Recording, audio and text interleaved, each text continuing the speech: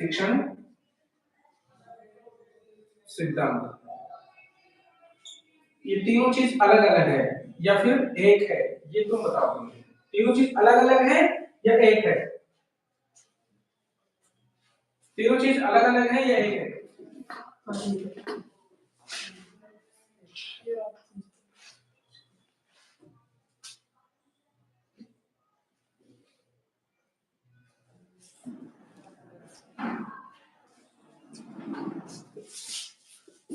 ठीक है भाई। तो शिक्षण विधि को अपन किसको कहेंगे? पढ़ाने की विधि है, पढ़ाने की विधि। पढ़ाने की विधि ये होता है साधन। क्या होता है भाई? ये साधन। और ये क्या है? जब ये साधन है तो ये क्या हो जाएगा? सोचो, थोड़ा थोड़ा सा सोचो।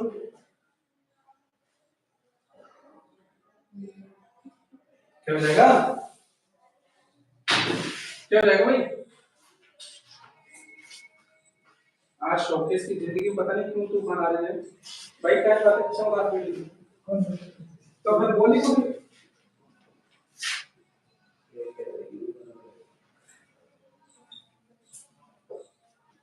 मार्गदर्शन। और ये क्या है भाई? चलने का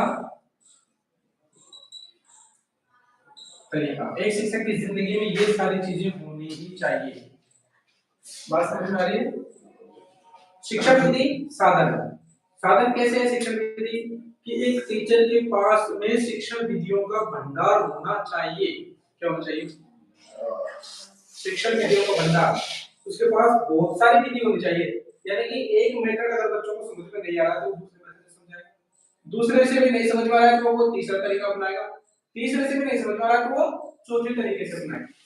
ये चीज डिपेंड करती है बच्चों के ऊपर और उसके पढ़ाने के शिक्षक का जो पढ़ाने का तरीका है उसके ऊपर। वो किस तरीके से बच्चों को पढ़ा रहा है, बच्चों को समझ में आ रहा है या नहीं, बच्चों को समझ में आ रहा है या समझ नहीं, और इस तरीके से नहीं आ रहा है तो किस तरीके से आएगा। कई बार मैं भी आपसे एक बात को दो तीन तरीके से कहता हूं, नहीं कहता हूं?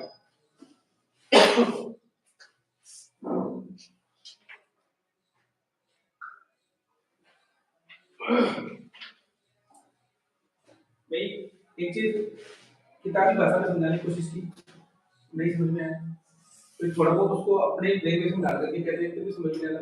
एकदम देसी खड़ा गांव की भाषा में तुम्हें समझाता हूं, नहीं समझा तो वो सब क्या है? ये सब मेथड ही है। ये क्या है? शिक्षण विधियां है।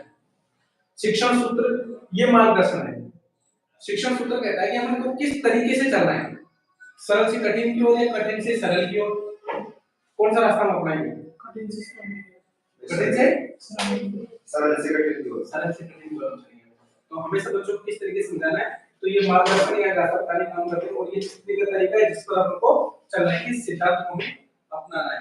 भाई बच्चे को रटने वाला सिद्धांत बताना है या समझने वाला सिद्धांत समझाना है या फिर किसी और कोई सिद्धांत है।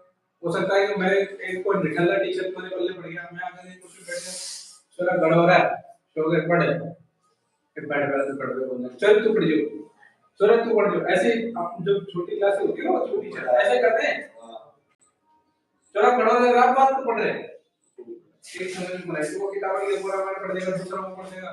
मतलब एग्जाम के 2 महीने पहले जो कुछ टारगेट होता है ना कोर्स करने का, उससे 2 महीने पहले सिलेबस खत्म। सिलेबस तो खत्म होना ही है क्योंकि वो तो रामायण से भी करके फास्ट स्पीड में गाड़ी चल रही है। पता लगा कोई गुरुजी ले रहे घर में, तो थोड़ा भी फिर एक-एक करेगा प्रोजेक्ट के डायरेक्ट दूसरे पढ़ने पहुंच गए सीधे। ऐसा भी होता है कि नहीं होता? फिर बच्चे पीछे वाला बोलता है गुरुजी ये तो 5 मिनट पढ़ दी पुण्य। शिकायत तो करते थे ऐसे। अरे जरा ना ना साहब ध्यान हमने पूरी पढ़ी। तो ये तरीके से क्या थे शिक्षकों के तरीके थे। अब कौन सा तरीका सही है ये आपको अपनाना है, यही क्या कहलाती है शिक्षण उपागम। बात समझ में आ रही है? लिखो आप कैसे लिखो शिक्षण उपागम, लिख जाओ इसको बेटा। शिक्षण उपागम। एक शिक्षक शिक्षण कार्य को एक शिक्षक शिक्षण कार्य को शिक्षण कार्य को शिक्षण कार्य को करते समय अपने बालकों